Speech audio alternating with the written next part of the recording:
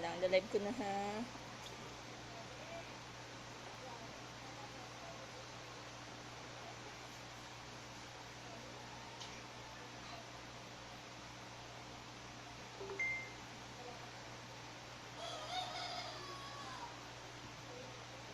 Try natin sila.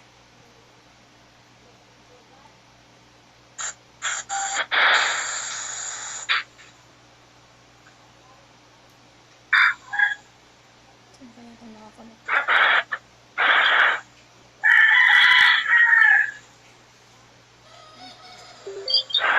Ayun, may isa pa nakakonect.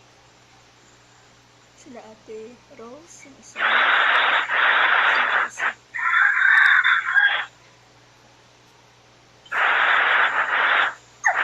Si ate pala. Si Sir Frederick. Mag-mic ka nga ba?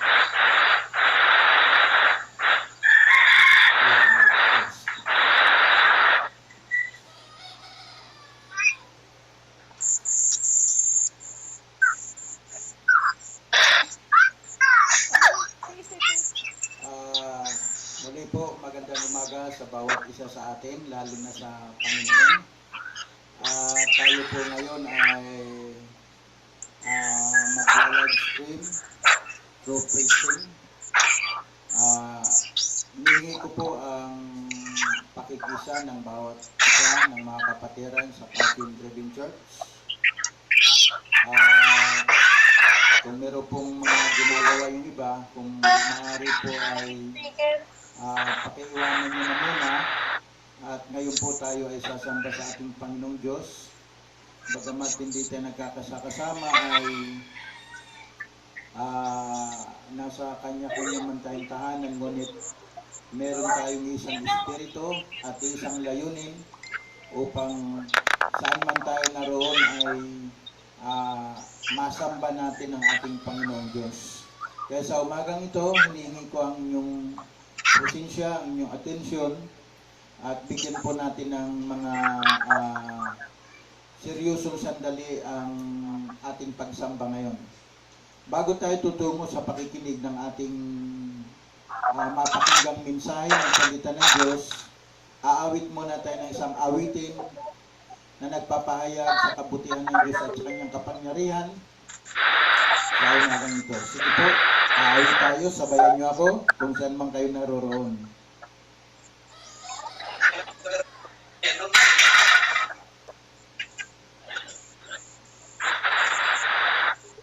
Sandali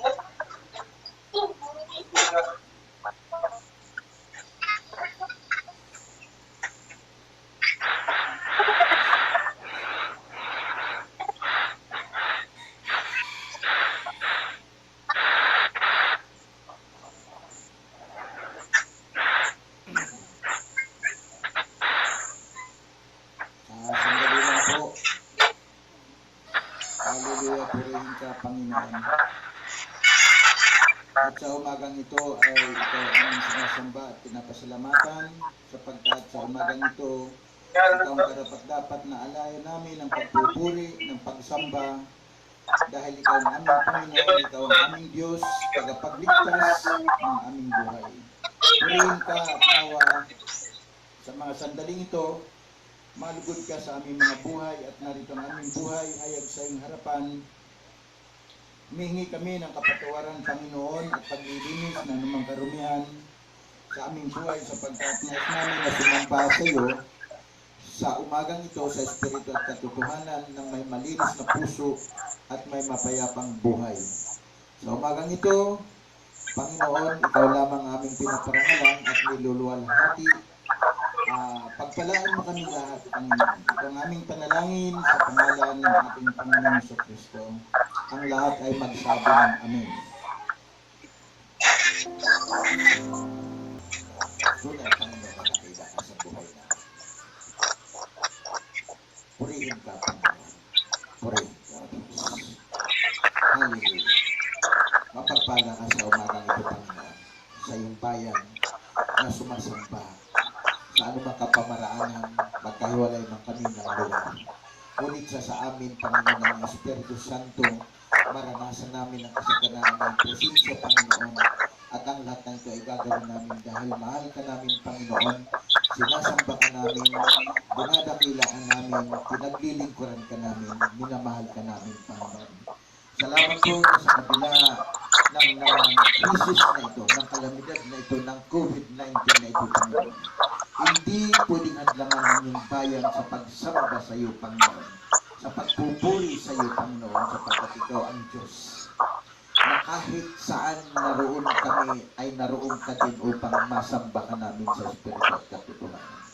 Panginoon, sa mga sandaling ito namin ilalagay upang magbabad sa iyong presensya, mag-aral ng mga salita, makinig, tumanggap ng iyong mga mensahe, Panginoon. Hayaan mo, Diyos, ng aming mga puso ay maging bukas, Panginoon, upang tanggapin ang iyong mensahe, ang iyong mga salita, ang binhi na mga salita, maitanim sa aming mga puso ng sagay no Diyos, mananatili itong buhay at mabubuhay magpakailanman upang sa gayon ito ang mag-guide sa aming buhay, sa aming landas, sa aming lakad na siyang ilaw at liwanag upang sa gayon mapanuto kami at mapabuti at higit sa lahat ahantong sa kaligtasan ng aming buhay, Panginoon.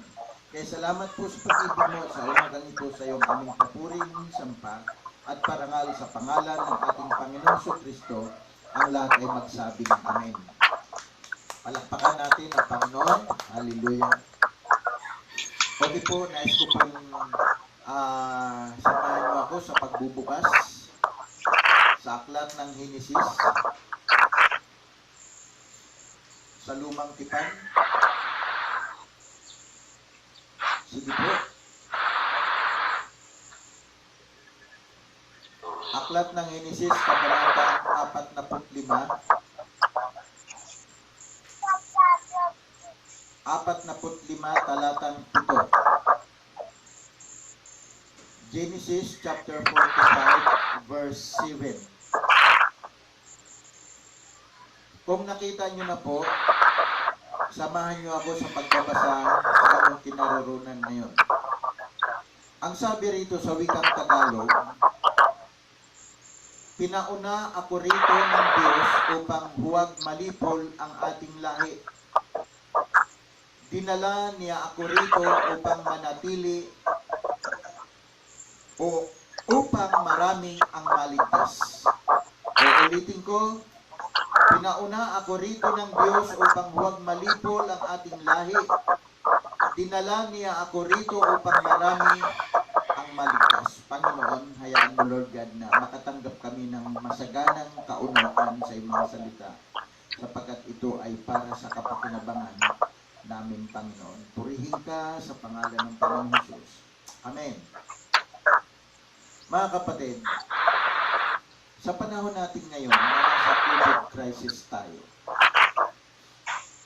hindi lamang tayo nananalangin, kundi yung ating pamunuan, national ang lokal, maging sa barangay level, ay may ginagawa silang mga hakbanging kapamaraanan upang magbigay ordinansa, batas, mga patakaran, alituntunin, mga payo upang maiwasan ang pagka-inflict doon sa COVID-19 virus. Lalo na ang nasabing COVID ay napakabagsik ng kanyang virus at katunayan sa buong daigdig ay marami na ang mga namamatay at yung mga person under monitoring, person under investigation. No, kaya gayon na lamang ang pag-iigpit ng ating mga pamahalaan, national man ito o lokal. Sa ating gobyerno, meron siyang mga panukala, meron siyang mga ordinansa na ibinabato sa mga governors down to mayors hanggang sa mga barangay chairmans upang maipatupad ang mga alintuntunin na to o batas na ito upang sundin ng maraming tao nang sa gayon ang mga tao ay hindi ma-infect o hindi mahawaan o hindi dapuan ng nasabing virus. So ang tawag natin dyan sa mga taong yan, mula sa ating presidente, ay frontliners o frontliner o forerunner. No? Pag sinabing forerunner, siya ang ambasador na inuutusan upang i-execute o ipatupad ang mga batas o alituntunin para sa kapakinabangan ng lahat ng tao o ng isang bansa. So ang ating Pangulo bilang presidente ng ating bansa ay matatawag ko siya forerunner o frontliner. Bakit? Siya ang humaharap sa ating bansa upang iutos, ipatupad ang mga alituntunin o batas para sa kapakinabangan ng lahat ng tao o ng mamamayan ng bansang Pilipinas para makaiwas sa nasabing COVID-19 virus. At hindi lamang may tuturing na forerunner o frontliner ang ating Pangulo, nariyan din ang mga hanay ng kapulisan na siyang nasa frontline upang magpatupad ng batas. Na sa kabila na prone sila sa panganib o sa virus dahil sa sila ay nasa posisyon na forerunner o frontliner upang magpatupad ng batas, isinasakripisyo nila ang kanilang mga buhay, ang kanilang kalusugan para lamang sa kapakanan ng lahat ng mamayan. Hindi lamang ang mga kapulisan, nariyan ang mga Bureau of Fire Protection, nariyan ang mga doctors, nurses, mga teachers, mga volunteers sa iba't ibang sangay ng pamahalaan, man-national man o lokal. No? Private man o government. Sila ang mga frontliners na may tuturing upang magpatupad ng batas ng mga alituntunin upang makontrol ang paglaganap ng nasabing COVID virus. No? So sila mga prone sa panganib na ito. Tayong mga ordinaryong mamamayan ay dapat din namang sumunod kung ano ang pinapatupad ng batas sa pamamagitan nila na tumanggap ng utos upang ipatupad ang batas na ito na nagmumula sa ating gobyerno o sa ating presidente. So tayo namang mga mamamayan dapat tayong sumunod dahil ang pakinabang nito ay tayo ang dadanas. No, tandaan natin mga kapatid, mga frontliners sila. No? Kaya dapat natin silang bigyan ng pagrespeto, paggalang, ng pagmamahal. Huwag natin silang alipustain. Huwag natin silang ibabas. No? Huwag tayong magdudunong-dunungan sa kanila. Sapagkat kung ano man ang ipinapatupad nila, ito ay galing lamang sa nakakataas sa atin. At tandaan natin, mas nasa panganib sila kaya nasa sa atin. Frontliners, forerunners. No?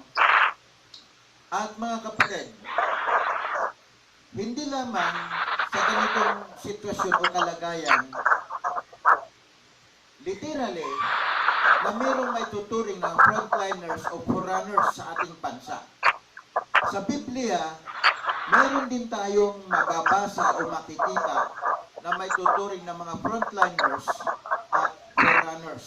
At ito ay para pa rin sa kapakinabangan nating mga Pilipino, na nating mga mamamayan, hindi lamang sa bansang Pilipinas, kundi sa buong sandaigdigan. Nariyan, una, si Juan Bautista, na sumunod sa ipinag-uutos ng Panginoon upang sabihin sa sandaigdigan na magpabautismo kayo sa pangalan ng Panginoong Hesus, magsisi kayo sa inyong mga kasalanan, tumalikod at manampalataya ng sa gayon. Maiwasan ninyo ang pagsik ng parusa ng ating Panginoong Hesus sa mga gumagawa ng mga kasalanan, naglululoy sa kasalanan, anumang uri ng kasalanan, upang sa gayon sila ay hindi makaranas at makaiwas sa bagsik ng parusa ng Diyos at nang sa gayon sila ay maligtas. So si Juan Bautista ay, ang tawag sa kanya sa Biblia ay forerunner. Siya ang nagsasalita, siya ang nagdadala ng mga salita ng Diyos upang sabihin sa mundo na magsisi na kayo sa inyong mga kasalanan, tumalikod, magbagong buhay na, at manampalataya sa Panginoon nang sa gayon, magkaroon kayo ng kaligtasan. Forerunner. Sino pa? Si Moises sa Lumang Tipan. Ang mga Hudyo, ang mga Israelita ay namumuhay sa kasalanan, ngunit dahil si Moises ay isang lingkod ng Diyos, nangusap ang Diyos sa kanya upang sabihin sa mga tao, sa mga Israelita, na huwag nang sumamba sa mga Diyos-Diyusan, huwag nang sumamba sa mga rebulto, wasakin, sirain ito, nang sa gayon, hindi sila malagay sa alanganin at hindi sila malagay sa sumpa at hindi dumanas ng parusa ng pagsik ng Diyos at nang sa gayon sila ay magkaroon ng kaligtasan, ng pag-asa, ng buhay na walang hanggan. Ngunit ano ang ginagawa ng mga taong ito? Hindi nila pinapakinggan si Moises, bagamat merong ilan, at ano ang nangyari sa kanila? Sa araw na yon, 60,000 ang pinatay ng Diyos. Sila na mga sumasamba sa rebulto o sa mga Diyos-Diyosan. No? Kaya, sa panahon din naman ni Juan Bautista, marami ang naparusahan ng Diyos dahil marami ang hindi sumasamba at naniniwala sa Panginoon, hindi naniniwala sa kanyang mga sinasabi, mga babala, at ilan lamang yung nananampalataya, kaya ilan lamang yung nakikinabang sa kaligtasan. Sa panahon din naman ng ating Panginoong Hesus, siya ay ambassador o frontliner o forerunner ng Diyos Ama. Tinanggap niya ang misyon, ang utos ng Diyos Ama upang bumaba sa daigdig, upang mangaral ng mabuting balita ng kaligtasan. Iniutos niya na magsisi na ang lahat ng tao, tumalikod na sa kasalanan at makinig sa mga sinasabi at utos ng Diyos, sundin ang kanyang mga salita para sila ay mapabuti at higit sa lahat para sila ay maligtas. Ngunit hindi lahat ng sangkatauhan ay nakinig kay Hesukristo. Pagkus malaking porsyento ng sangkatauhan ang sumalangsang sa kanya at siya pa o sila pa ang kumitil ng buhay sa ating Panginoong Hesus. So sila ang mga taong nalagay sa kapahamakan, tumanggap ng sumpa, tumanggap ng parusa ng Panginoon, at ngayon, hindi nila tinanggap ang kaligtasan. So mga kapatid, tandaan natin, ang Diyos ay gumagawa ng kapamaraanan upang ang tao ay maligtas. Kung kaya't gumagamit siya ng mga tinatawag na forerunners o frontliners. At nais kong sabihin sa inyo, si Jose, no, na anak ni Jacob, isang dakilang lingkod ng Diyos, na meron siyang napakahalagang papel na ginampanan sa kasaysayan ng Biblia. At dito sa binasa natin mga talata sa Aklat ng Henesis, Kabanatang 45, talatang 7, siya ang nagsalita rito na kinasihan ng Espiritu Santo na sinabi niya, pinauna ako rito ng Diyos upang huwag malipol ang ating lahi. Dinala niya ako rito upang marami ang maligtas. Sa panahon na ito, nasa panahon ng kalamidad, nasa panahon ng krisis, ang mga Israelita. At ang krisis na ito ay ang kawalan ng makain. Taggutom sa buong lupain, bagamat maraming pira o may pambili sila, ngunit wala silang mabiling pagkain. At mga kapatid, nais kong balikan, ang magiging karanasan o ang nagiging karanasan ng mga frontliner at forerunner ay buwis buhay nilang tinanggap ang mission, ang tungkuling ito. Alang-alang sa kapakanan ng lahat. So, alam natin maraming mga doctors, nurses, at iba pang mga volunteers na pumanaw na dahil sa COVID-19 na infected sila, positive sila, at ito yung mga pumanaw. So, dito naman, pupunta na tayo sa kalagayan ng ating Panginoon Jesus. Tinanggap niya ang mission, ang utos ng Diyos Ama para sa kaligtasan ng sangkatauhan. Sukdulang mag-buwis siya ng kanyang buhay. So nakita natin ang Panginoong Hesus na buwis siya ng kanyang buhay para lamang sa sangkatauhan. Ito si Jose, alam naman natin, o yung hindi nakakaalam, na maraming dinaanan na persecution, krisis sa kanyang buhay, maging ang kanyang sariling pamilya ay inalipusta, inapis siya, no? Sukdulang pinagbalangan siyang patayin ng kanyang mga kapatid. Ngunit dahil siya ay forerunner, frontliner ng Diyos na tumugon sa panawagan upang ganapin ang mission na ito para sa kaligtasan ng marami, hindi lamang sa kanyang sambayan, kaya nakaranas siya ng krisis ng panganib ng mga pag-alip pusta sa kanyang buhay nito. Ngunit sa sitwasyong ito, sa tinanggap niyang mission, mga kapatid, ito yung ating makita. Kung ano ang layunin ng Diyos, bakit gumagamit siya ng mga frontliners, ng mga forerunners, upang ang sangkatauhan, ang sambayanan, ay magtamo ng kaligtasan.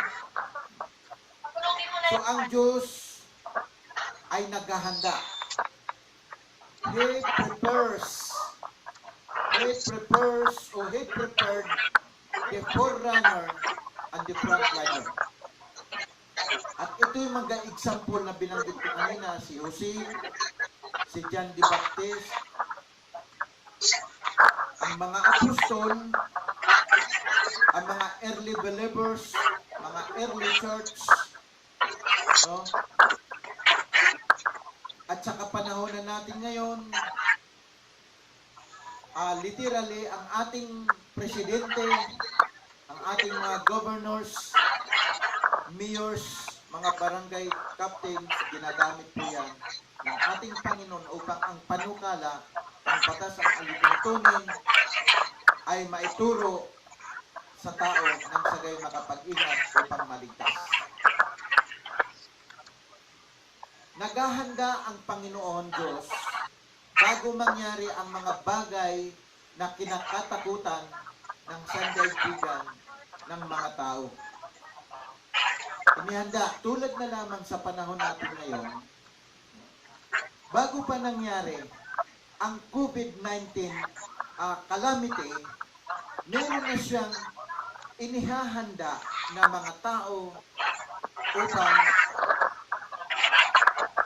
tumugon sa pangangailangan ng sangkatauhan.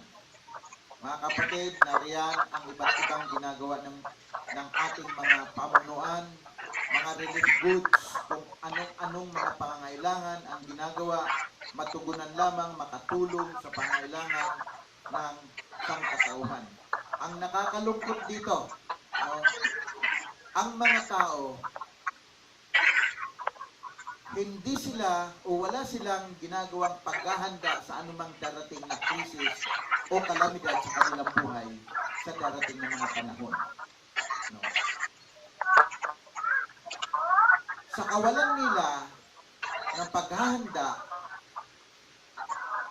dumating ang krisis, dumating ang kalamidad, naubusan sila ng pangangailangan ng pagkain, ng pera, umaasa sila sa gobyerno ng tulong, ng bigay, at pag hindi maibigay ng gobyerno ang kasapatan ng kanilang mga pangailangan, gobyerno ang sisisihin.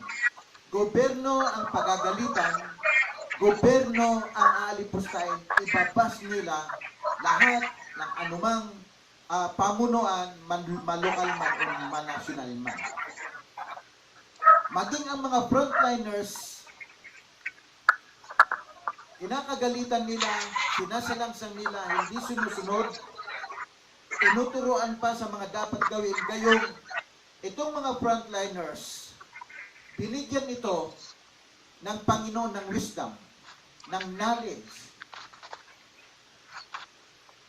na wala sa mga mamayan, sa mga ordinaryong mamamayan, na tila mas marurunong pa sila sa mga frontliners na ito, sa mga ambassadors na ito. Mga kapatid, irespeto natin sila sapagkat sa kanila ibinigay ang karunungan na nais ng Diyos na may patupad sa sangkatauhan. Sumunod po tayo.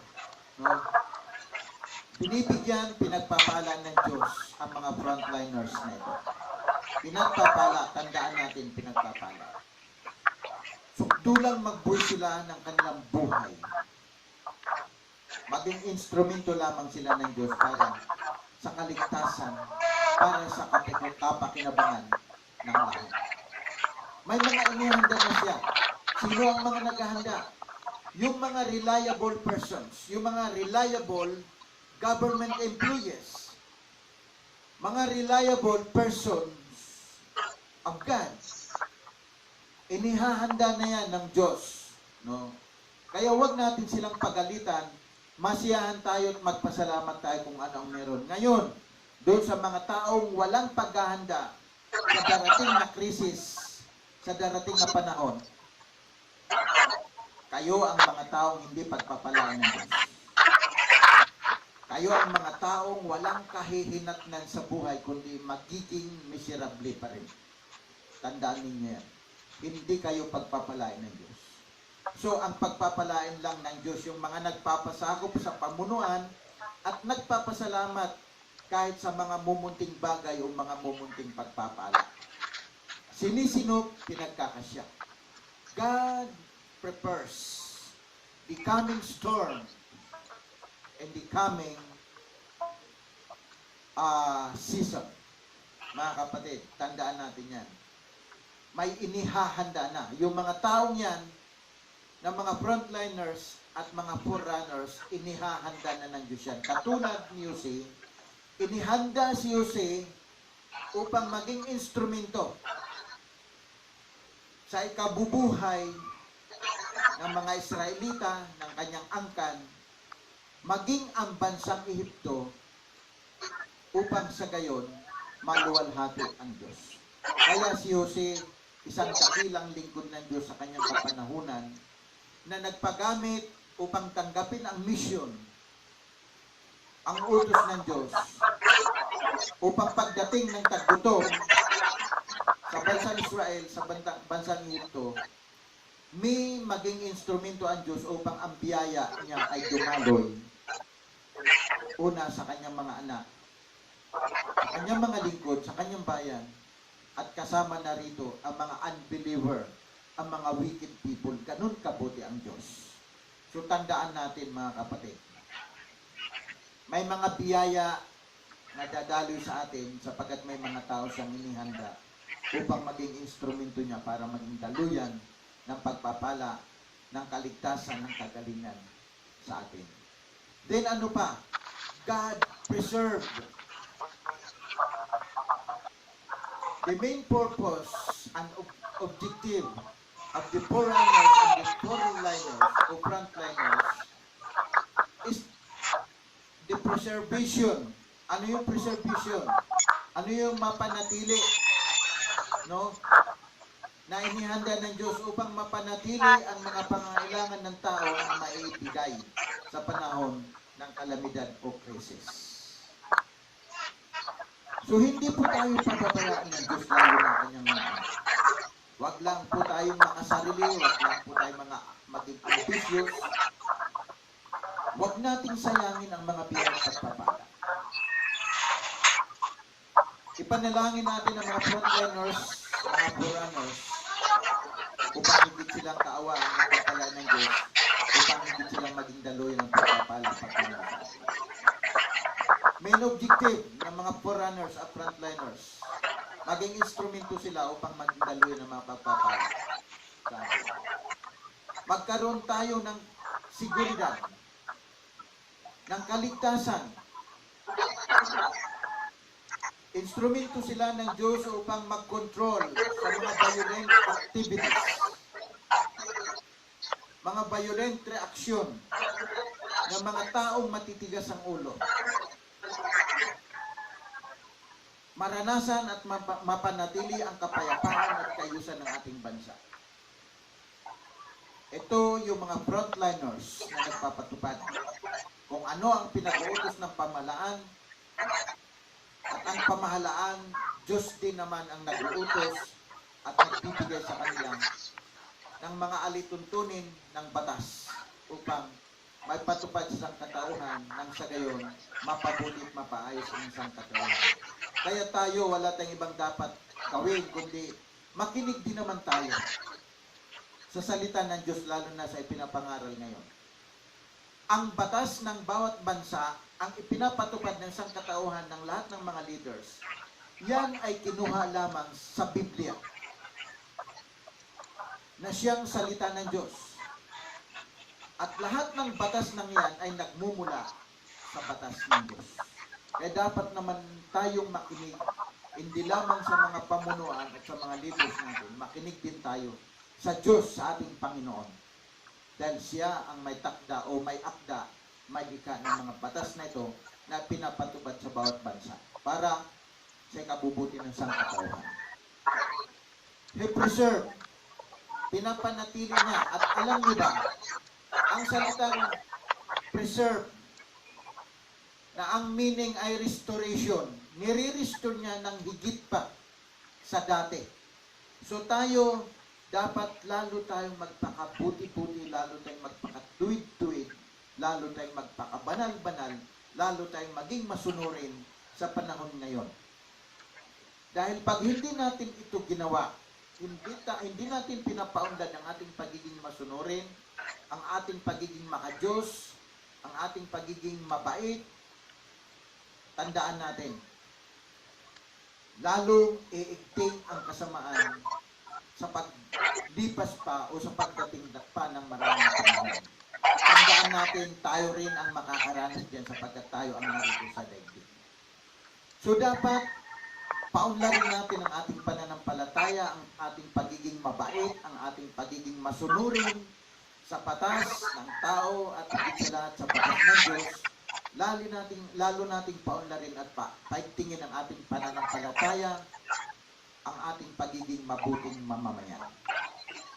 Mga kapatid, hindi lamang tayo magtatamo ng kapayapaan, ng kagalingan sa buhay na ito, higit sa lahat, makakamtan din natin ang kaligtasan na ipinangako ng Diyos pagdating ng panahon. He preserve, panatilihin natin. At ang pagpapanatili na yan ay higit pa kaysa dati.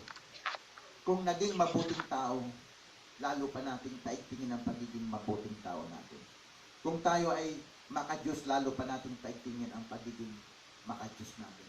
Then lastly, the result. Pag sinabing result, ito yung kinahihinatnan, ito yung resulta, ito yung nangyayari sa mga ginagawa nating pagsunod, pagpapahalaga sa mga frontliners, forerunners, at higit sa lahat sa Diyos. Ang sabi rito, no, nagkakaroon tayo ng pag-asa sa kaunlaran, sa katugunan ng ating mga pangailangan. Nagkakaroon tayo ng kagalingan sa ating pisikal na katawan. Nagkakaroon ng maayos na kalusugan. Nagkakaroon ng kapayapaan at seguridad. At higit sa lahat, mga pagpapala. Ito yung nagiging resulta. Then, spiritual result sa ating pagiging masunurin, pagiging mapagpahalaga, at respeto sa mga frontliners at forerunner. Yung kaligtasan na matatamo natin pagdating ng panahon. Tandaan natin, ang pangunahing frontliners at forerunner ng Diyos ay ang ating Panginoong Hesukristo. So, ang ating Panginoong Hesukristo, makinig tayo sa kanyang mga salita, sa kanyang mga pinag-uutos, lalo higit ang sumampalataya, tandaan natin, ang higit na malaking pakinabang na makakamtan natin pagdating ng panahon ay ang kaligtasan. Ang sabi ng Panginoong Hesus, ang sinumang sumampalataya sa akin ay hindi mapahamak, kundi magkaroon ng buhay na walang hanggan. Ang sinumang sumunod sa akin, limutin niya ang kanyang sarili at siya ay mapapabuti. Mga kapatid, dapat bigyang pugay o respeto ang ating Panginoon bilang pangunahing frontliners at forerunners.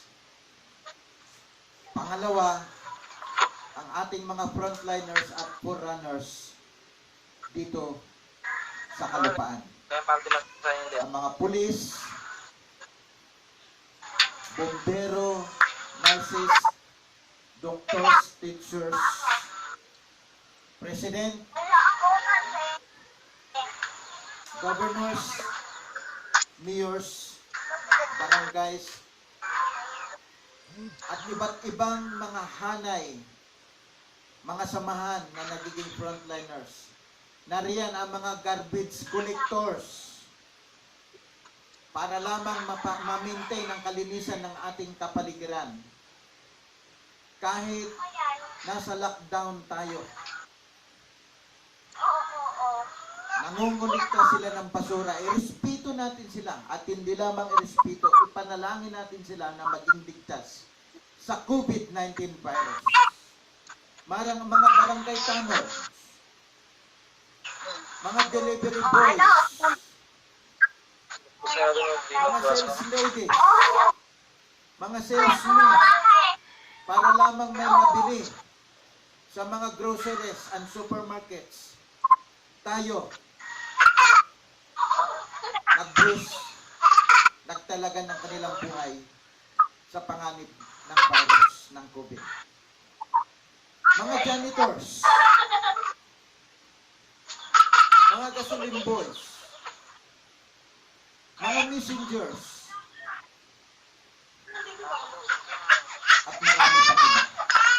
Mga fishermen, mga farmers, para lamang magtanim at may aanihin para may kakainin. Para lamang may mahuli sa karagatan para may pang-ulam ang mamayan. Sumunod na lamang tayo sa mga alituntunin, lalo na ang social distancing, mga kapatid. Maraming mga tao ngayon, namimili sa pamilyan. Kung walang nag-maintain sa kanila sa social distancing, hindi na nila sinusunod, sukdulang magkadikit-dikit. Mga kapatid, mga kababayan, self-discipline na lamang ang gagawin natin. Dahil hindi kayang punuan ng bilang ng mga frontliners, ng mga forerunners, para tayo ay i-maintain, alimahin, sariling disiplina na lamang po natin, mga kapatid, mga kababayan, upang maiwasan ang mga infection ng COVID-19. Sa umagang ito, magpasalamat tayo sa ating Panginoon Diyos. Sapagkat nangyari man ang kalamidad na ito, meron na siyang inihanda na mga tao, na mga pangangailangan, upang hindi tayo kakapusin, hindi tayo papagkulangin. Matuto lamang tayong masiyahan kung ano ang meron sa atin. May pira ka, kapatid. Matuto kang magtipid. Matuto kang magsinok. Kung may bigas ka, matuto kang magtipid. Matuto kang magsinok. Kung noon, magsaing ka ng walang pakundangan. Kaya ang naitatapon ng bigas ay marami. Sa pagkain ng baboy, pagkain ng aso sa basurahan, matuto kang magtipid ngayon. Dahil ang sinumang waldas sa anumang pagpapala, nagkakasala siya sa Diyos. Ang Panginoong Hesus, Pagkatapos niyang mapakain sa 2 isda at 5 tinapay ang 5,000 tao, ipinapasinok niya, ipinapaipon niya ang mga natirang pagkain upang pwede pang mapakinabangan ng mga taong hindi pa kumakain. So ganun din tayo, maraming nagugutom na mga tao sa buong daigdig, maging sa atin dito. Kulang sa kain, ngunit ikaw, nagwawaldas ka, nagsasayang ka, hindi ka nagtitipid, hindi ka nagsisinok. Paparusahan ka ng Diyos sapagkat ang lahat ng nagkasala sa Diyos ay pinaparusahan ng Diyos. So sinupin ang mga biyaya at pagpapala. Huwag waldasin. Hindi natin alam, kahit na sinasabing ang extension ay hanggang April 30, hindi natin alam kung mangyayari nga yung ganang extension. So mainam lang nagtipid tayo, nagsinop tayo. Kung dati kumakain ka, ang dami mong mga delicacies, ang dami mong mga dessert, ngayon bawasan mo. Nang sa gayon, mapagkasya at masinop ang mga pagpapala na meron ka ngayon. Tandaan natin, laging nagpapaalala ang Diyos sa atin. Ang sino mang nagsisinop sa mga pagpapala ay dadagdagan pa ng Diyos. Ngunit ang nagsasayang at nagwawaldas, babawasan pa ang meron siya. So, walang sisiyan mga kapatid, dapat pakinggan natin at pahalagan ang salitang ito ng Diyos. Muli sa pagwawakas ko, pahalagahan at irespeto natin ang mga frontliners. Unang-una, bilang frontliners at forerunner ay ang ating Panginoong Jesucristo. Siya na tumugon, tumanggap ng utos ng Diyos upang magpata ng hirap ng pagdurusa sa daigdig, sa kamay ng mga tampalasan para ikaw at ako ay magkaroon lamang ng kaligtasan. So pahalaga natin, sundan natin, sundin ang utos, ang salita ng Diyos ilagay sa ating puso at isabuhay ng sagayon. Pare-pareho tayong magtanit o magtamit ng pagpapala, hindi lamang sa buhay nito, maging sa buhay na walang hanggan. Pagpalain po tayo lahat ng ating Panginoon. Palakpakan po natin ang Diyos. Nawa sa umagang ito meron tayong napulot na katotohanan, mga kapatid. Samahan niyo ako, tayo magwawakas na sa pananalangin. Kayo man sa inyong kinaupuan, sa inyong kinaroroonan, pwede rin kayong umusal ng mga pananalangin. Magkaisa tayo at sama-sama tayong mananalangin ngayon para sa ating mga frontliners, sa ating mga forerunners. Ipanalangin natin sila. Babanggitin ko Air Force, Navy, Marines, Army, Police, nurses, doctors, Bureau of Fire Protection, Public Safety Office, President,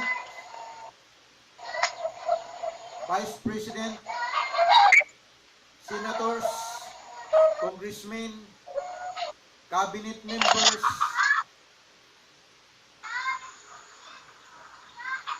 Department of Health,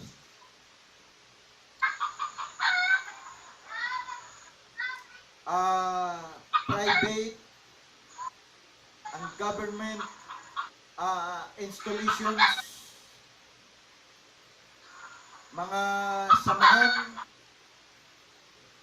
pribado man o gobyerno na nagbubuluntaryo sa anumang larangan, sa anumang hanay, ipanalangin natin sila.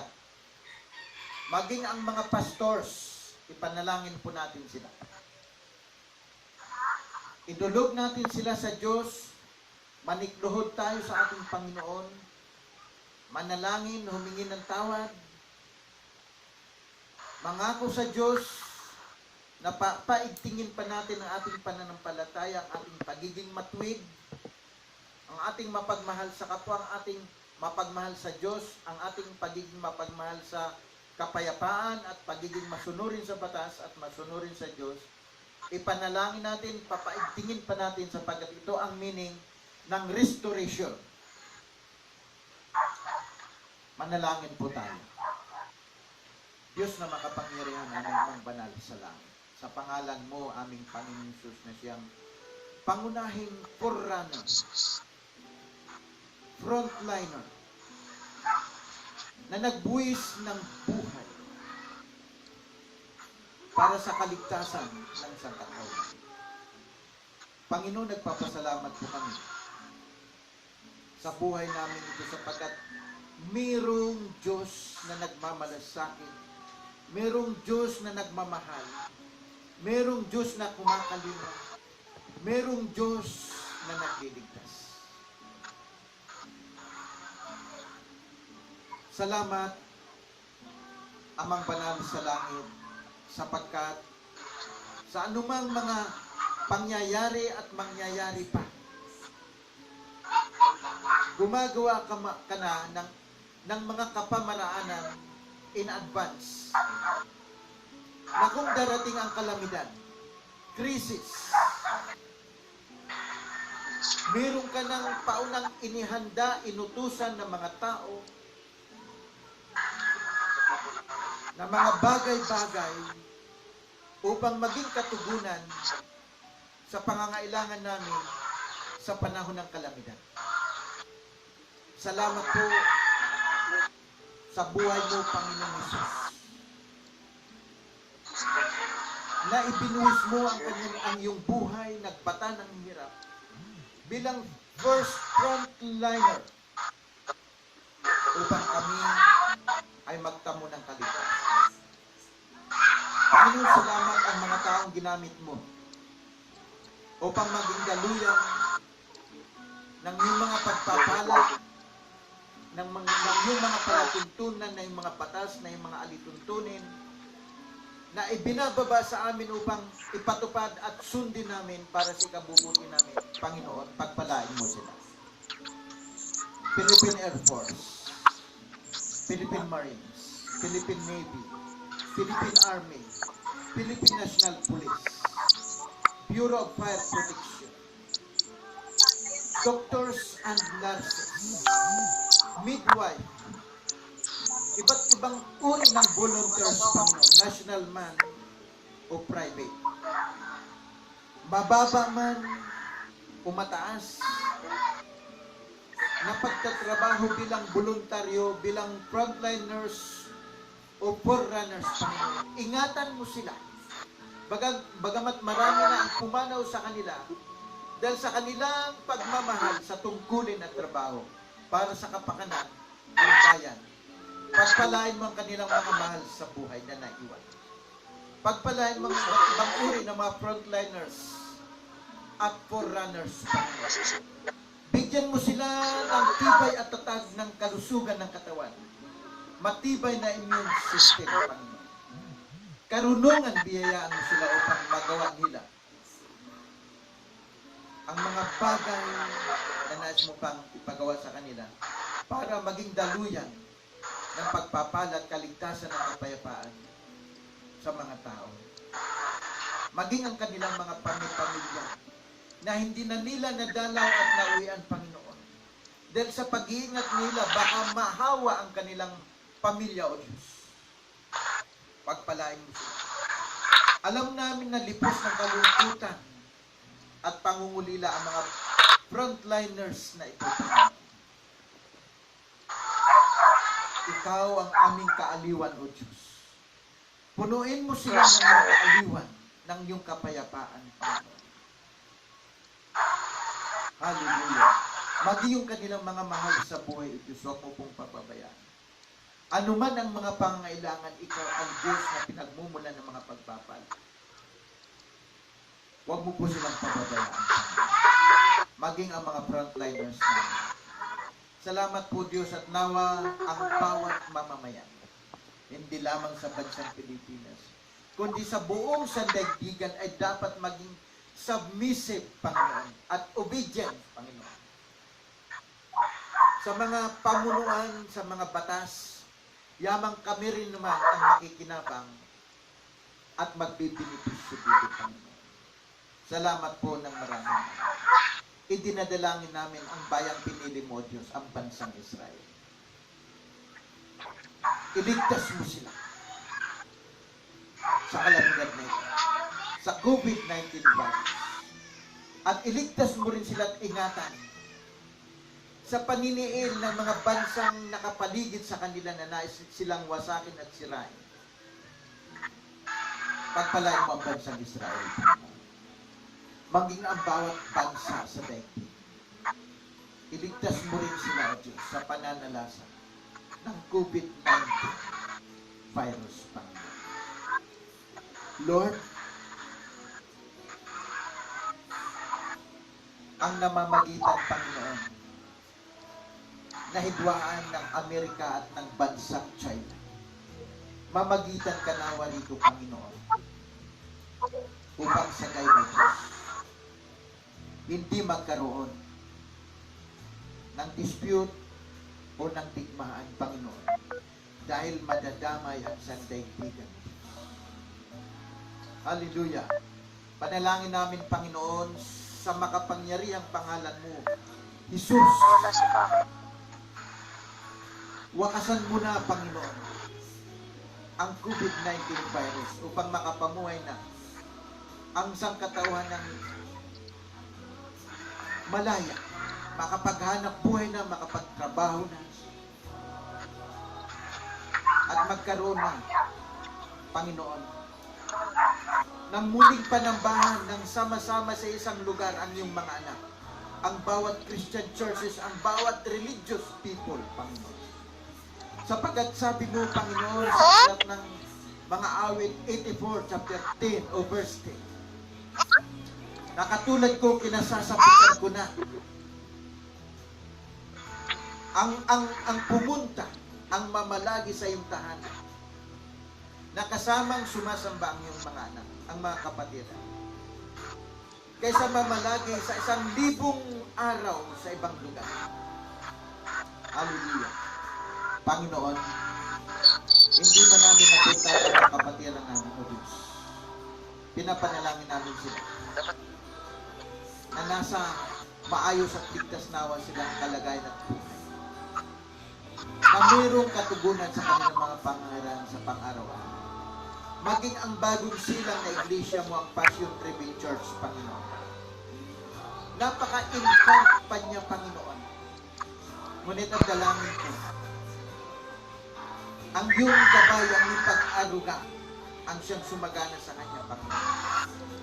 Nasa anumang panganib, anumang tunda ng kaaway, ingatan mo po siya, Panginoon. Maging ang mga kapatiran, Panginoon, sa Passion Tribune Church, sa Lucanin, sa Las Asin, sa Angkamangkakot, ingatan mo po sila, Panginoon. Ang pamilya Flores, pamilya Alvarez, ang mga kabataan sa Tacloban, sina Lloyd, sina Christopher, sina Jomar, sina John, sina Marvin, sina Joseph, ang Barantes family, sina Sister Marina, sina Atilita, sina Diding, sina Tricia, sina Marlene, sina Mary, si Brother Louie, Panginoon, sina Judy, sina Janine, sina Jerry, sina Jennifer, sina Michelle, sina Ginalyn, sina Ismael, sina Brother Lolo, sina Sister Gisi, sina Len, sina Makmak, Panginoon, at marami pang iba. Kung meron man akong hindi nababanggit ng mga pangalan, kilala mo po sila, Panginoon. Ingatan mo rin po sila at pagpalain. Salamat po na sa kabila ng virus ng COVID-19, i-spare mo kami, Panginoon. Salamat po, Diyos, na maraming. Panalangin ko rin sa ibang mga Christian churches. Sa Body of Christ, ang ACC, ingatan mo rin sila sa pagpalain, Panginoon. Maging ang kapwa ko, kamang gagawa sa iyong ubasan, ingatan mo rin sila, Panginoon. Salamat po, Diyos, na maraming sa umaga. Sa bawat pamilyang Kristiyano, ingatan mo rin sila, Panginoon. Sa bawat tahanan ng mga Kristiyano, ingatan at ingatan. Maging ang mga kababayan namin na hindi sila mananampalataya. Panalangin namin na maging wake-up call dito sa kanila upang sila ay magbalik loob sa iyo at manampalataya ng sagayon sila man ay magtamo ng kaligtasan, Panginoon. Salamat po, bagamat sa panahon ngayon ay isang panahon ng pag-aalaala na yung kamatayan sa krus, Panginoon. Patuloy kaming magbubulay-bulay ng mga salita. Patuloy naming aalalahanin yung paghihirap sa krus ng Kalbaryo. Dahil nangyari ito para sa amin, para sa kaligtasan, para sa kapakinabangan namin. Kaya salamat po, Diyos. Salamat po. Salamat po, patuloy ka naming mamahalin, Panginoon Jesus. Patuloy ka naming paglilingkuran. Patuloy naming susundin ang iyong utos. Patuloy naming pakinggan na yung mga salita. Patuloy ka naming itatanda sa aming mga puso, sa aming mga buhay. Dahil ikaw ang aming kaligtasan. Ikaw ang aming tagapagligtas. Salamat po, Panginoon. Muli, tuldukan mo na, Panginoon, ang COVID-19 virus sa pangalan ng Jesus na aming Panginoon at Tagapagligtas. Salamat po at ang mga karamdaman ng mga frontliners, ikaw ang aming hiningi ng tulong. Sa pangalan mo, Jesus, bilang aming dakilang manggagamit. Pagalingin mo sila. Tumaloy ang himala ng pagpapagaling sa kanila. Ngayon din sa pangalan mo, Jesus. At ang mga kapatid namin may karamdaman. Pagalingin mo sila sa pangalan mo, Jesus. Lalo na si Brother Roland Aquino. At yung iba pang may mga karamdaman na hindi namin alam. Sa pangalan mo, Jesus. Sa pangalan mo, Jesus. At ang mga mahal